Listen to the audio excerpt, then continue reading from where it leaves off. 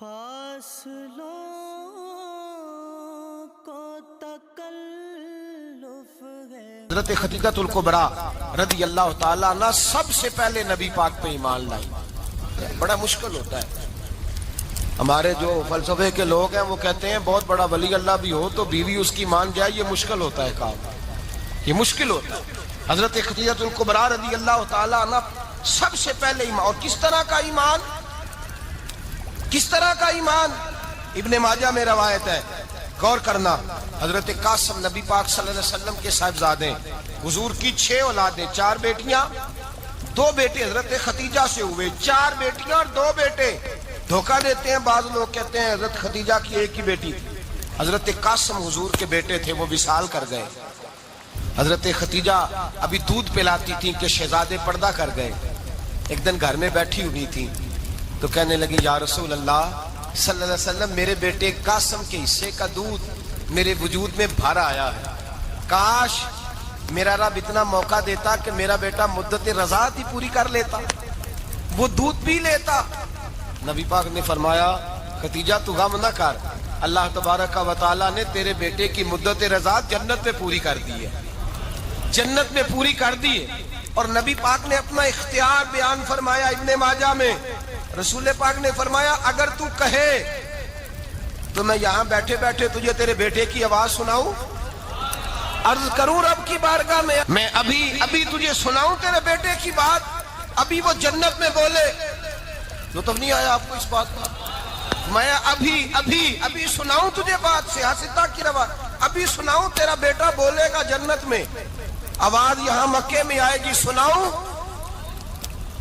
بڑے لوگ کرامت دیکھنا چاہتے ہیں، معجزہ دیکھنا چاہتے ہیں، کہتے ہیں جی میں تو وہ دیکھ کے آؤں گا۔ کہا سناؤں؟ حضرت خدیجہ کا ایمان دیکھیں، کہنے لگی محبوبہ مجھے سننے کی کیا ضرورت ہے، میں خدا کو بھی مانتی ہوں، محمد مصطفیٰ کو بھی مانتی ہوں، میں بن دیکھے ہی مانتی ہوں، بن دیکھے ہی مانتی ہوں، مجھے سننے کی ضرورت آپ نے کہہ دیا تو سو ہو گیا، مجھے حاجت۔ حضور کہہ رہے ہیں اگر تو کہے تو دعا کروں، التجا کروں، ابھی آواز اللہ سنا دے، ابھی سناؤں؟ حضرت خدیجہ کہتی ہے نہیں حضور میں بن دیکھے ہی، میں ان لوگوں میں سے نہیں ہوں جو پہلے دیکھ داکھ کے آئیں، پلٹ کے آئیں، دیکھ کے سودا کریں، میں تو ان لوگوں میں سے ہوں جو بن دیکھے مانا کرتے ہیں۔ یؤمنون بالغیب کی قائل، رسول اللہ صلی اللہ علیہ وسلم پہ ایمان لائی۔ اور پھر نبی پاک صلی اللہ علیہ وسلم نے جیسا کہا حضرت خدیجہ نے ویسا کیا۔ اور حضرت عائشہ کی روایت ایسی بھی ملتی ہے، جناب عائشہ سے کسی نے پوچھا تھا کسی نے جنت کی نعمتیں بھی کھائی ہیں؟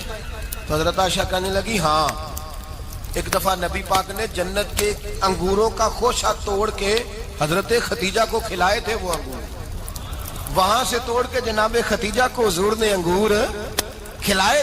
نبی پاک صلی اللہ تعالی علیہ وسلم پر ایمان لائی، ہر موقع پر حضور کا ساتھ دیا، تکلیفیں دیکھی، آزمائشیں دیکھی۔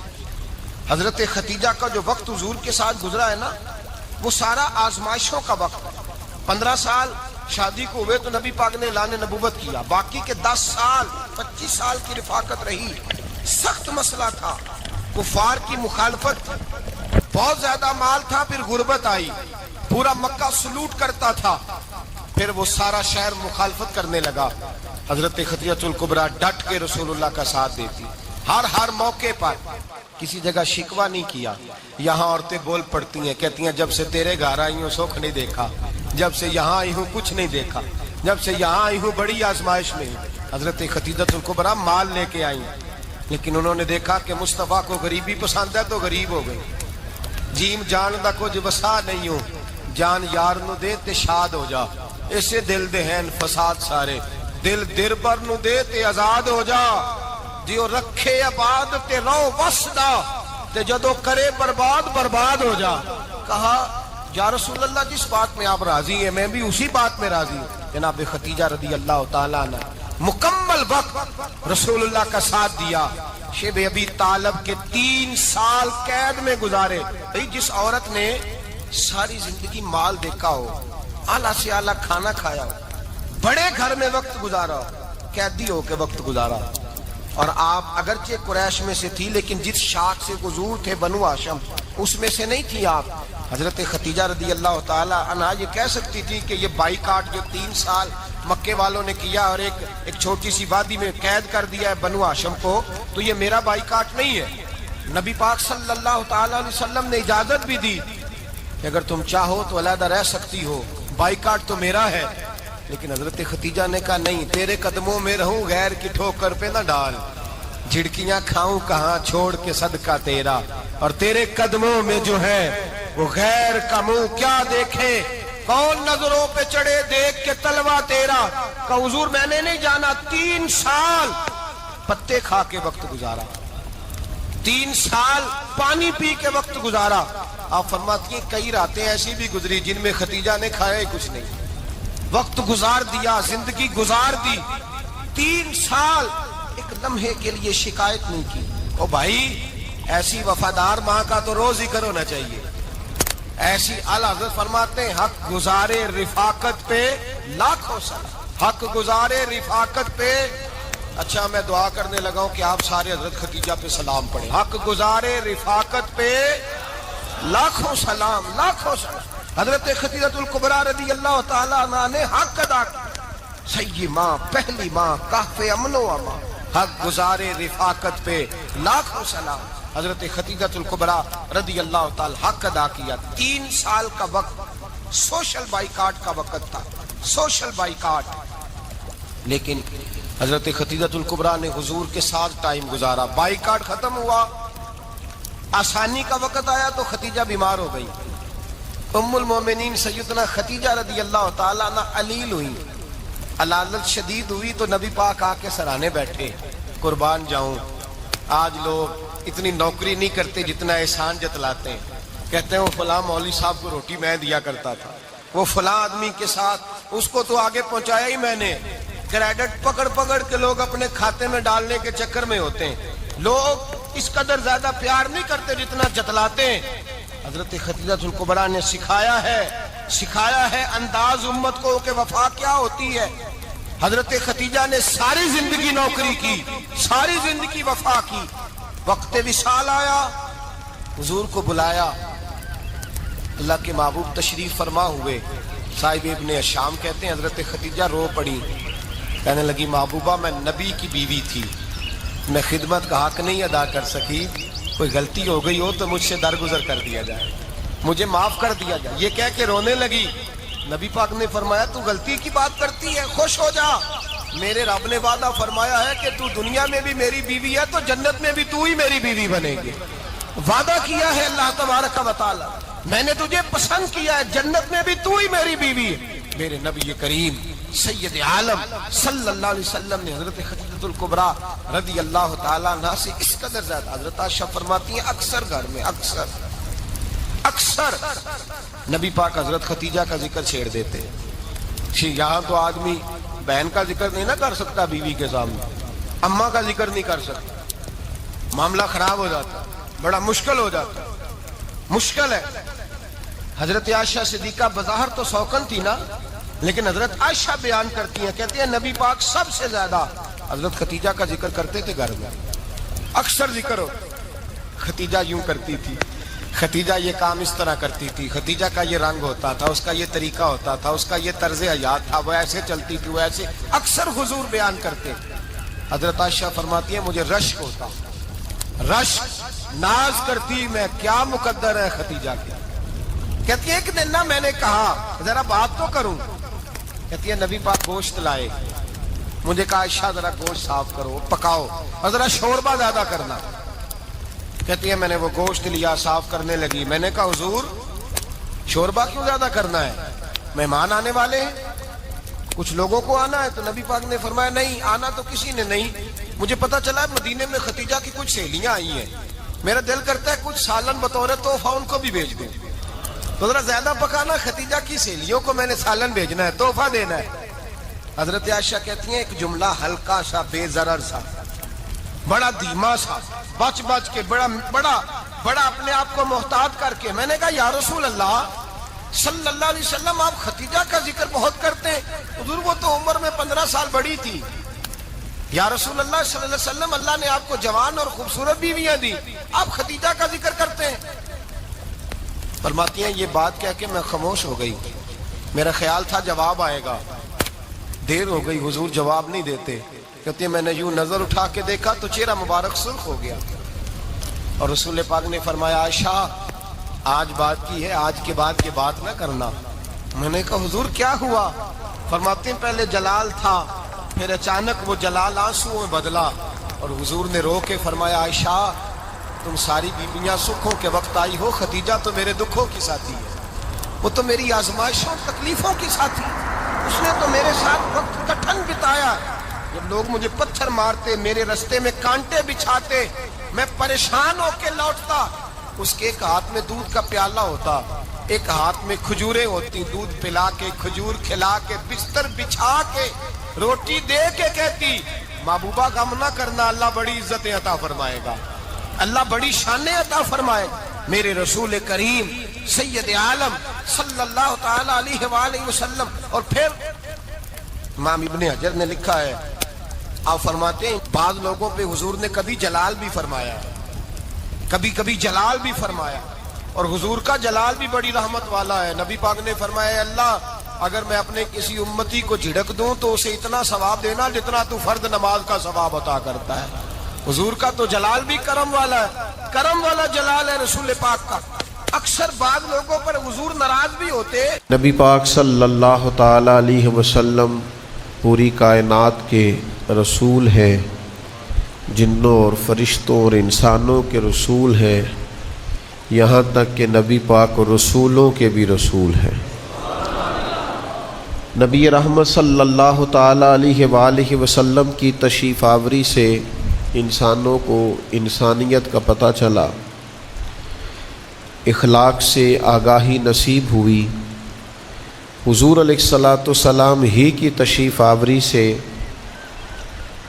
لوگوں کو جینے کا، رہنے کا موقع نصیب آیا۔ سرور کائنات صلی اللہ تعالی علیہ وسلم کے تصدق سے ہی لوگوں کو ماں باپ، بہن بھائی، بیوی بچوں، پڑوسیوں، رشتہ داروں کے حقوق سے شناسائی نصیب ہوئی۔ حضور علیہ السلام کی بدولت ہی ہمیں اللہ کی آخری کتاب قرآن مجید نصیب ہوئی، اور مجھے کہہ لینے دیجیے گا کہ نبی پاک کی بدولت ہی، حضور کے صدقے ہی ہمیں پتہ چلا کہ ہمارا خالق کون ہے، ہمارا مالک کون ہے۔ فلا و ربی کا، اے محبوب مجھے تیرے رب کی قسم ہو۔ جب اللہ تبارک و تعالی بھی اپنے محبوب صلی اللہ تعالی علیہ وسلم کی طرف نسبت کر کے قسم بیان فرمائے تو پتہ چلتا ہے کہ اللہ تعالیٰ کی معرفت بھی ہمیں حضور علیہ السلام کے وسیلہ پاک سے ہی نصیب ہوئی۔ پھر آپ کبھی غور فرمائیں تو انسان دنیا میں آتا ہے، اللہ اپنی رحمت سے جب کسی کو اولاد سے نوازتا ہے تو انسان پیدا تو اللہ کے کرم، اس کے فضل سے ہوتا ہے، لیکن جب وہ انسانیت کے اصول سیکھتا ہے تو سرکار کی سنت کی برکت سے سیکھتا ہے۔ بچہ پیدا ہونے کے بعد آپ اس کا ختنہ کرتے ہیں تو حضور کی سنت، نبی پاک کا بتایا ہوا طریقہ، آپ اس کے سر سے بال اترواتے ہیں تو حضور کا بتایا ہوا طریقہ، آپ اس کا عقیقہ کرتے ہیں تو نبی پاک کا بتایا ہوا طریقہ، جب آپ نکاح کرتے ہیں تو محبوب فرمانے لگے یہ میری سنت ہے۔ تو آپ کو جا بجا زندگی میں جہاں جہاں بھی اخلاقیات کے قاعدے اور ضابطے نظر آتے ہیں تو یہ سارے رسول رحمت علیہ السلام کے دیے ہوئے۔ پھر انسان اپنی زندگی کے شب و روز اگر چین اور سکون سے گزارنا چاہے تو ایک ہی علاج ہے کہ لقد کان لکم فی رسول اللہ اسوۃ حسنہ، تمہارے لیے نبی پاک کی زندگی بہترین نمونہ ہے۔ پھر وہ دنیا سے جاتا ہے تو قبر میں جب پہنچتا ہے تو وہاں بھی 3 سوال ہیں، اور لازمی سوال یہ ہے اور آخری سوال یہ ہے کہ بتا مدینے والے محبوب کے بارے میں دنیا میں کیا کہا کرتا تھا۔ یہ اگر مکمل ہو جاتا ہے تو قبر میں آسانی ہوتی ہے، محشر کے میدان میں جب وہ جاتا ہے تو پل صراط ہو تو دعائیں رسول پاک کی ہیں، میزان عمل ہو تو دعائیں نبی کریم کی ہیں، پیاس لگی ہوئی ہو تو کوثر کا جام دست مصطفیٰ سے ملے گا۔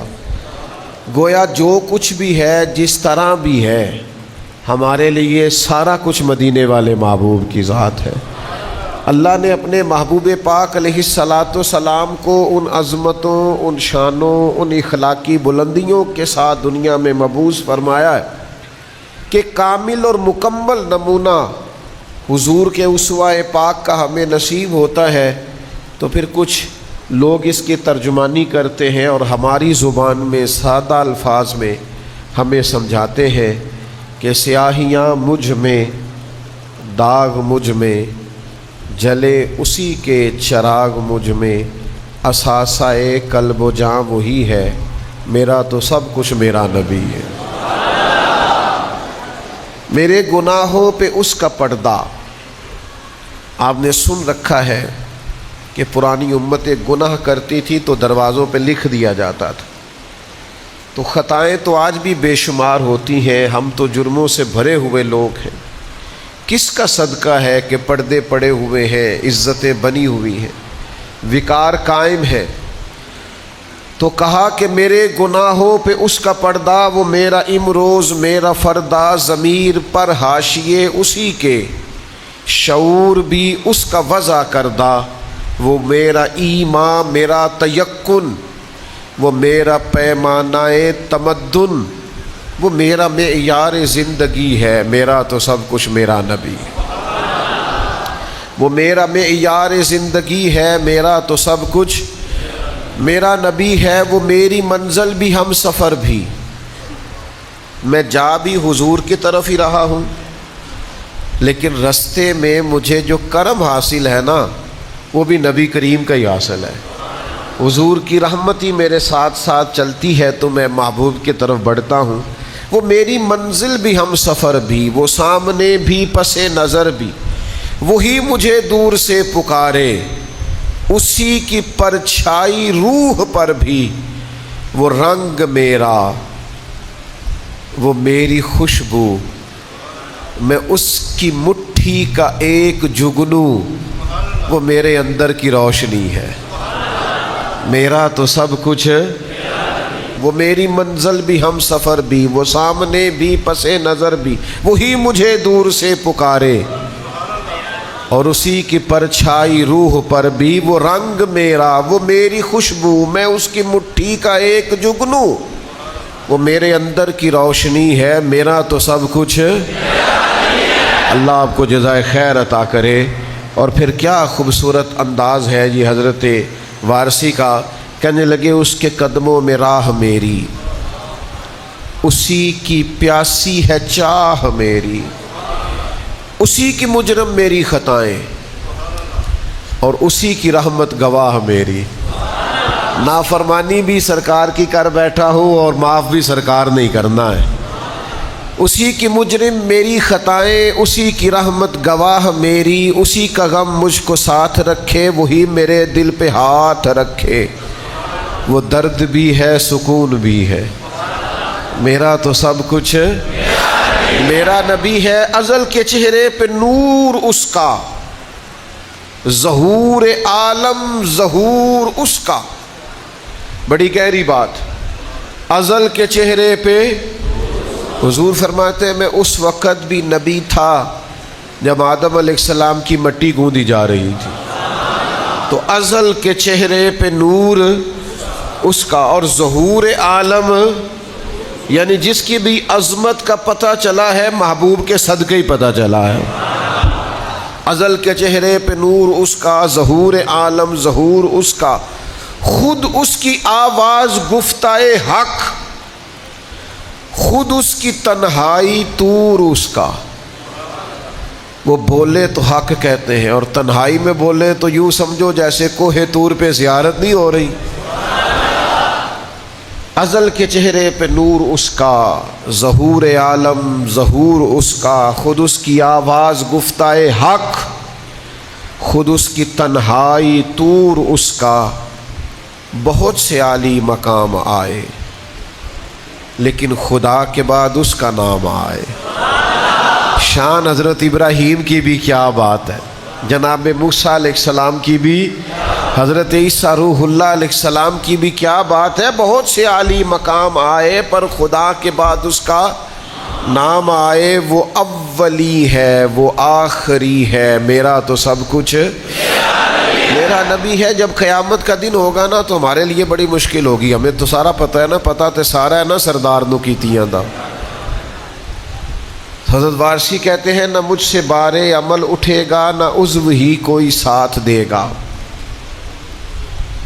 نہ مجھ سے بارے عمل اٹھے گا، نہ مجھ سے عملوں کا بوجھ اٹھایا جائے گا، اور یہ جو میرے اعضاء ہیں نا یہ میرا ساتھ نہیں دیں گے، ان پر تو ویسے ہی بڑی سختی ہوگی۔ نہ مجھ سے بارے عمل اٹھے گا، نہ عضو ہی کوئی ساتھ دے گا، اگر کہے گا تو روز محشر خدا سے میرا نبی کہے گا سیاہیاں داغ صاف کر دے، اسے میرے مولا معاف کر دے۔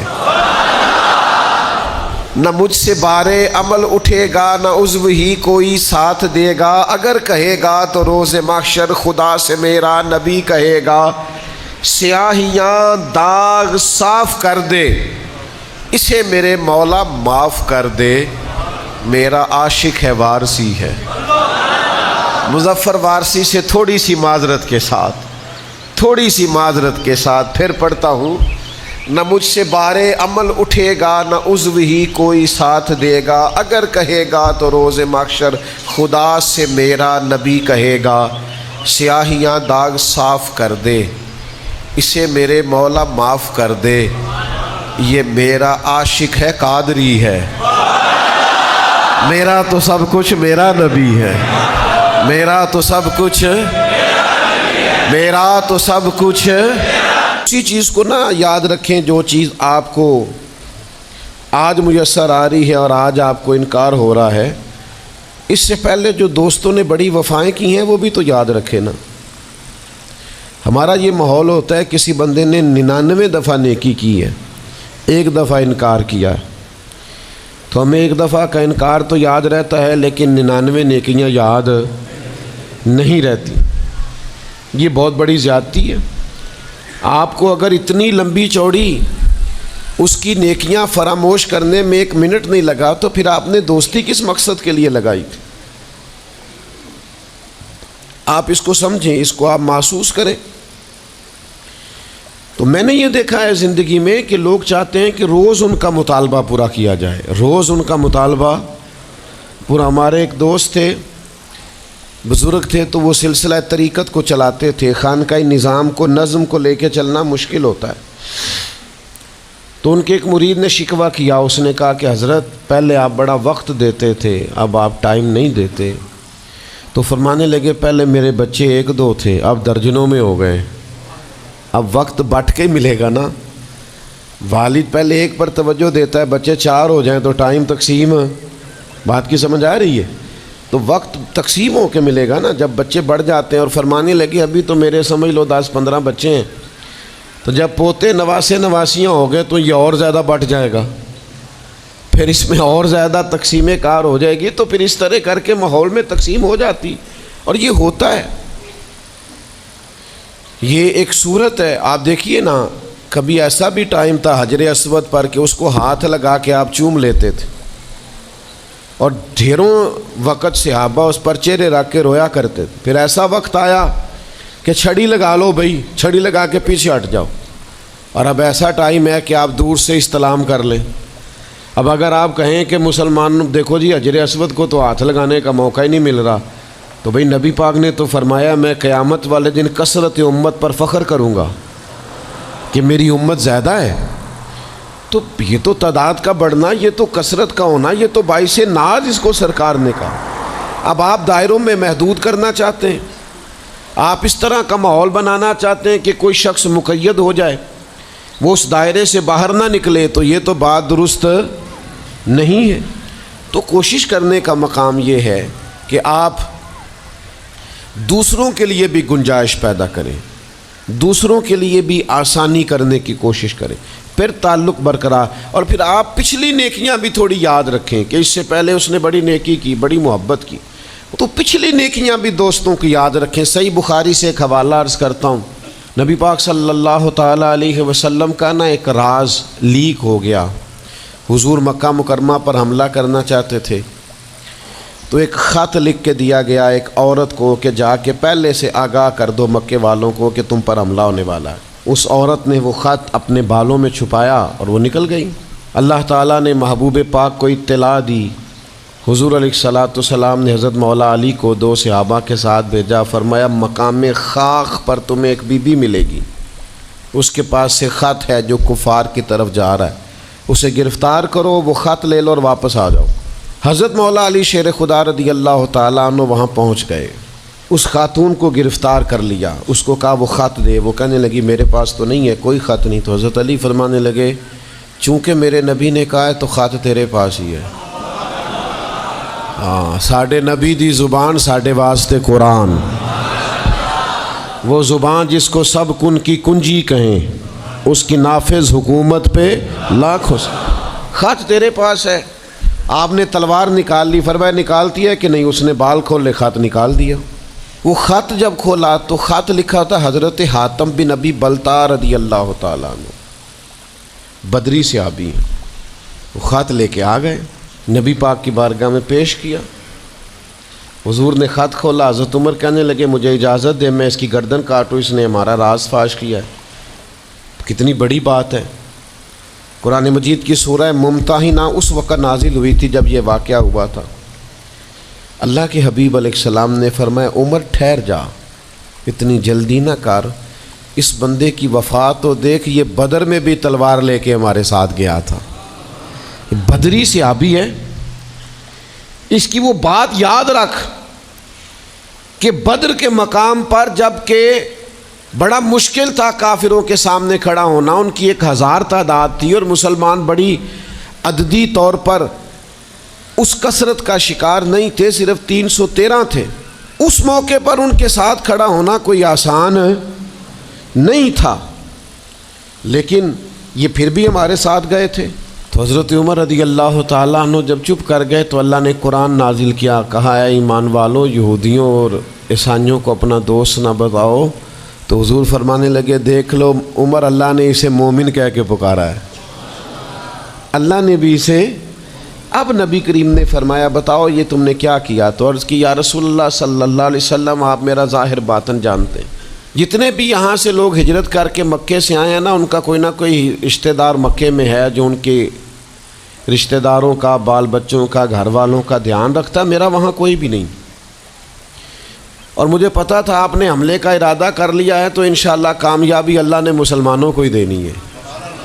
وہ کر کچھ نہیں سکتے. میں ان پر ایک احسان کرنا چاہتا تھا تاکہ وہ میرے بچوں کا اور میرے پیچھے گھر والوں کا تھوڑا خیال رکھیں. اتنی سی میری خواہش تھی. میرے نبی کریم نے ان کا عذر قبول کر لیا. فرمایا ٹھیک ہے، آپ جو کہہ رہے ہیں بات ایسے ہی ہے. آپ کو اسلام کو نقصان نہیں پہنچانا چاہتے، آپ یہ چاہتے تھے کہ کوئی ایک نیکی ان پہ کر دی جائے تاکہ وہ آپ کے.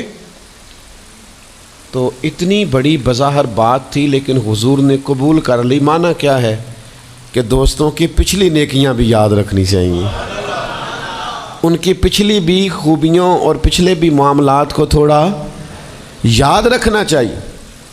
ہم کیا کرتے ہیں؟ ہم کہتے ہیں جی اب وہ یہ نہیں کر رہا. بھئی تب کر رہا تھا نا، تو تب کی یاد کر لو، تب کی یاد رکھ لو، اس وقت کی آپ خیال کر لیں. ہم کیا کرتے ہیں؟ ہم 99 دفعہ کسی نے نیکی کی ہے تو ہم کہتے ہیں 100/100 چاہیے. آج بھی یہ کرے گا تو پھر تو قابل قبول ہے. تو اس سے کیا ہوتا ہے؟ اس سے تکلف پیدا ہوتا ہے. ایک آدمی روز کیسے نیکی کر سکتا ہے؟ چوتھی بات یہ ہے، اگر ہم چاہتے ہیں دوستیاں نبھیں تو اسلام کا ایک حسن ہے کہ اسلام دین اعتدال ہے. اسلام کہتا ہے چلو ہی ذرا معتدل ہو کے، پہلے ہی ذرا تھوڑا سا احتیاط سے چلو. ہم جب کسی بندے کے اوپر فدا ہوتے ہیں تو پھر پورے ہی فدا ہوتے ہیں. پھر تو جناب یہ بھی تیرا ہے، یہ بھی تیرا ہے، یہ بھی تیرا ہے. اور جب بعد میں لڑائی ہوتی ہے تو چائے کی پیالیوں کا بھی حساب کرتے ہیں. کہ وہ جو وہاں جاتے ہوئے چائے پی تھی نا اس کے پیسے بھی میں نے دیے تھے، لہذا وہ بھی میرے بنتے ہیں واپس کر۔ کورے ورک کتاب نہیں ہوندے، پتھر دل گلاب نہیں ہوندے، اور سجنا پہلوں ہی سوچ کے لائیں پھر یاراں نال حساب نہیں ہوندے۔ آپ سوچ سمجھ کے دوستی لگائیں، تعلقات کو سوچ سمجھ کے لے کے آگے چلیں۔ نبی پاک صلی اللہ علیہ وسلم نے فرمایا وقفے سے ملا کرو محبت بڑھتی ہے، تھوڑا نا وقفے سے ملا کرو، اس سے محبت بڑھے گی۔ یہ جو بہت وارفتگی ہے نا، بہت وارفتگی ہے، بہت جوش ہے، تو اس کا نتیجہ یہ نکلتا ہے کہ جتنی زور سے گیند دیوار سے لگتی ہے پھر اتنی زور سے ہی گیند واپس آتی ہے، اس کے نتائج ٹھیک نہیں نکلتے۔ تو عرض یہ کرنا چاہتا ہوں کہ اعتدال میں رہیں، معتدل رہیں، آپ اس حد سے تجاوز ہی نہ کریں۔ میرے پاس یہاں ایک دوست آئے تو مجھے کہنے لگے جی میرا دوست بڑا اچھا تھا، بڑا نائس تھا، بڑا بہترین تھا، بڑا پیارا تھا، میرے ایک دوسرے دوست نے اسے خراب کر دیا۔ تو میں نے کہا وہ دوسرا دوست میں سمجھا نہیں۔ کہنے لگے یہ میرا پرانا دوست تھا جس نے اسے خراب کیا، اور جسے کیا وہ نیا تھا 2-4 سال، اس کی میں نے دوستی لگائی تھی، اب وہ دونوں ڈائریکٹ ہو گئے اور مجھے انہوں نے بیچ میں سے نکال دیا ہے۔ تو میں نے کہا یہ تو اکثر ہوتا ہے، پہلی دفعہ تو نہیں ہوا، اس طرح تو ڈھیر دفعہ ہوتا ہے۔ کہنے لگے میں کروں کیا، میں نے بڑا شور کیا ہے، ان کو اپنے احسان بھی یاد کرائیں پر وہ مانتے نہیں۔ میں نے کہا اب حل ہے نا، تھوڑا چپ کر جا کچھ عرصے کے لیے، تھوڑی خاموشی اختیار کر۔ جو چپ کر جاتا ہے وہ بھی بچ جاتا ہے۔ اگر تم چاہتے ہو کہ یہ دوستی پھر سے بحال ہو جائے تو زیادہ شکوے نہ کرو، زیادہ شکایتیں۔ ہم بعض اوقات اعتراضات اتنے کر بیٹھتے ہیں، شکوے اتنے کر بیٹھتے ہیں، اپنی زبان سے باتیں اتنی نکال بیٹھتے ہیں کہ دوبارہ پھر دوستی کا بحال ہونا ممکن ہے۔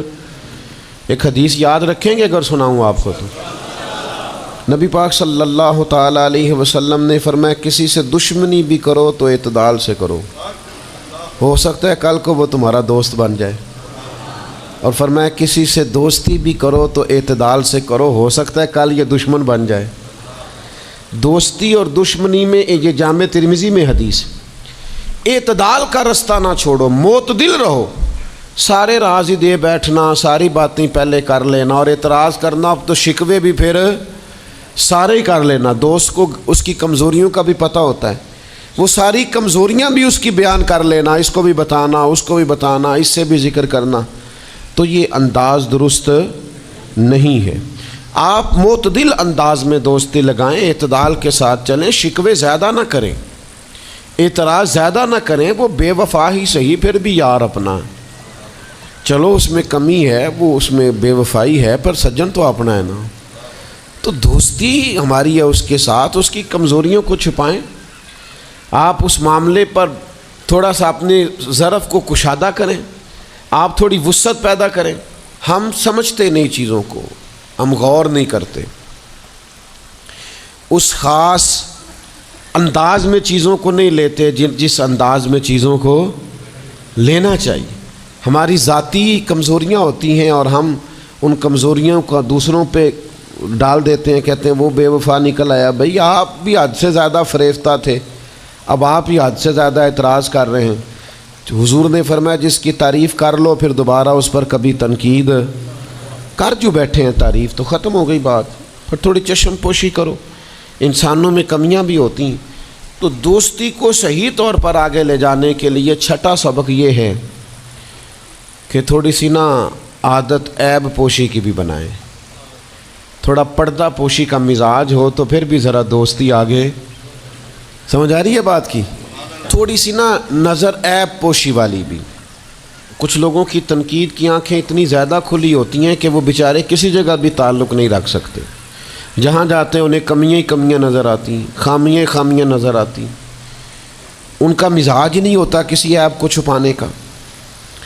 تو آپ جس جگہ پہ موجود ہیں، جس جگہ آپ کے تعلقات ہیں، جہاں دوستی ہے، جہاں محبت ہے، وہاں تھوڑا سا عیب پوشی کا بھی مزاج ہونا چاہیے۔ نبی پاک علیہ السلام نے فرمایا تو کسی مسلمان کی دنیا میں پردہ پوشی کر دے، اللہ قیامت والے دن تیری پردہ پوشی فرما دے۔ آپ تھوڑا سا اس کا عیب چھپا دیں، بات ختم ہو گئی، تھوڑی سی پردہ پوشی کر دیں۔ دیکھیں نا، ہمیں حکم دیا گیا ہے شریعت میں، کسی شخص کا انتقال ہو گیا، اب کچھ لوگ اس کے غسل میں شریک ہیں، تو ان کو حکم یہ ہے کہ اگر تم نے کوئی اچھی بات دیکھی نا، خوبی دیکھی، چہرہ کھل گیا ہے، جسم تر و تازہ ہے، تو یہ سب کو بتاؤ، اور اگر تم کچھ ایسی چیز دیکھو کہ بیماری کی وجہ سے جسم اکڑ گیا ہے یا کسی وجہ سے چہرے پہ کوئی سیاہی آ گئی، جو کسی سے ذکر نہ کرو۔ جانے والے کے لیے تم اچھی چیزوں کو تو بیان کرو، لیکن نقائص کو کبھی بھی بیان نہ کرو۔ اور نبی پاک علیہ السلام نے فرمایا اذکروا محاسن موتاکم، جب تم میں سے کوئی دنیا سے چلا جائے تو اس کی اچھی اچھی باتوں کا بیان کرو، اس کی اچھی اچھی باتوں کا ذکر کرو، اس کی خیر والی باتیں ڈھونڈ کے لوگوں کو سناؤ، یہ خوبی پائی جاتی تھی، یہ خوبی پائی جاتی تھی، یہ خوبی پائی جاتی۔ میں تھوڑے دنوں کی بات ہے، ایک جگہ پہ میں حاضر تھا، تو ایک صاحب وہاں اپنے ہی دوستوں کے کسی جھوٹ کا ذکر کر رہے تھے، اور وہ کہتے ہی جا رہے تھے بڑا غلط ہے، بڑے جھوٹ بولتا ہے، بڑے جھوٹ بولتا ہے، بڑے جھوٹ بولتا ہے۔ تو ایک آدھ دفعہ میں نے ان سے کہا کہ چلیں چھوڑیں، کوئی اور موضوع بھی ڈسکس کریں۔ تو پھر انہوں نے کہا جی وہ بے وفا بھی بڑا ہے، مطلب پرست بھی بڑا ہے۔ پھر میں نے کہا چلیں کوئی اور موضوع بھی چھیڑیں۔ انہوں نے کہا نہیں جی وہ بندہ ہی بڑا غلط ہے۔ میں نے ان سے کہا ایک بات کروں؟ کہنے لگے کر لے۔ میں نے کہا آپ کو اس سے پیار بڑا ہے۔ کہنے لگے وہ کیسے؟ میں نے کہا آپ اس کا موضوع چھوڑنے کو تیار ہی نہیں۔ یہ جو آپ شکوہ کر رہے ہیں نا، اس کو نچوڑے نہ تو اس کے اندر سے محبت چھلکتی ہے۔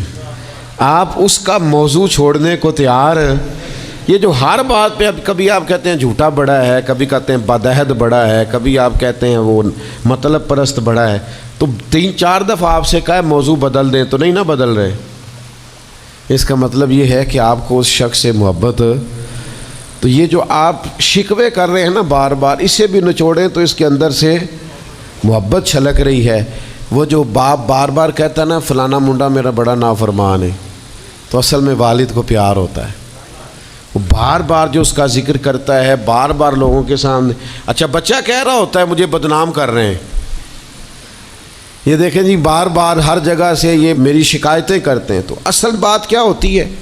اصل بات یہ ہوتی ہے کہ اس بندے کو اس سے محبت بہت زیادہ ہے، وہ چاہتا ہے اس پیار کے سبب سے، اس محبت کی وجہ سے کہ وہ بار بار اس کا ذکر کرے، بار بار اس کا تذکرہ کرے، تو تھوڑی عیب پوشی کا مزاج بنائیں، تھوڑا درگزر کی طبیعت بنائیں، تھوڑا ماحول کے اندر اس طرح کا مزاج لے کے آئے۔ ہم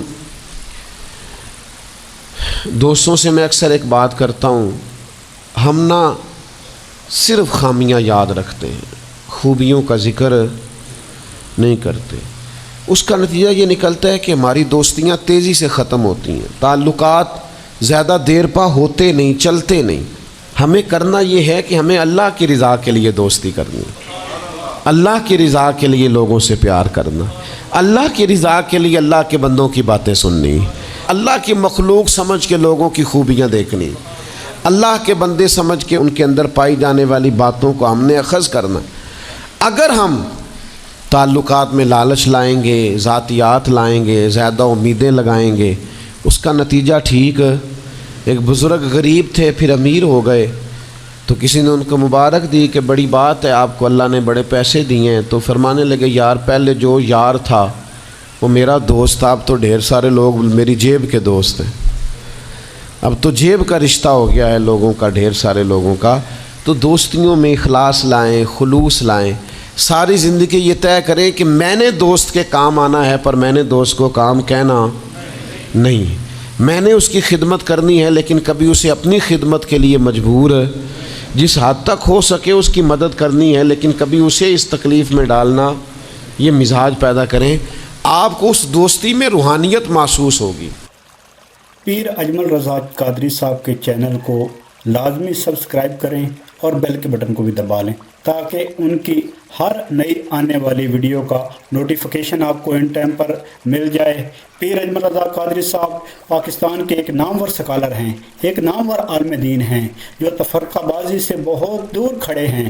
ان کی ہر بات محبت بھری بات ہوتی ہے، ان کی ہر بیان جس کے اندر اصلاح معاشرہ کی دعوت ہوتی ہے، جس کے اندر محبت ہوتی ہے، اخوت ہوتی ہے، ان کا ہر جملہ، ان کا ہر لفظ، ان کی ہر بات دل کو چھو لینے والی ہوتی ہے۔ پیر اجمل رضا قادری صاحب نے ہمیشہ رسول اللہ کی بات کی، رسول اللہ سے محبت سکھائی، اور اصحاب کی بات کی، اصحاب رسول کی محبت سکھائی، اور جب بھی وہ بات کرتے ہیں وہ نفرت بھری کوئی جملہ اپنی زبان پر نہیں لاتے۔ وہ امت کو جوڑنے کی بات کرتے ہیں، وہ محبت کی بات کرتے ہیں، وہ اخوت کی بات کرتے ہیں، وہ ہمیشہ دین کو فالو کر کے کامیابی کا راز اسی میں بتاتے ہیں کہ اگر آپ دین کو پکڑنا چاہتے، اپنے دانتوں سے پکڑ لیں، تو انشاءاللہ تعالی نہ آپ کو تفرقے کے اندر پڑھنے کی ضرورت ہے، نہ آپ کو فتویٰ بازی کی طرف جانے کی ضرورت ہے، نہ اکابر پرستی کرنے کی ضرورت ہے۔ صرف اور صرف قرآن کو پکڑیں، احادیث کو پکڑیں، اور وہ ہمیشہ اللہ کے نیک بندوں کی عزت دلوں میں پیدا کرتے ہیں۔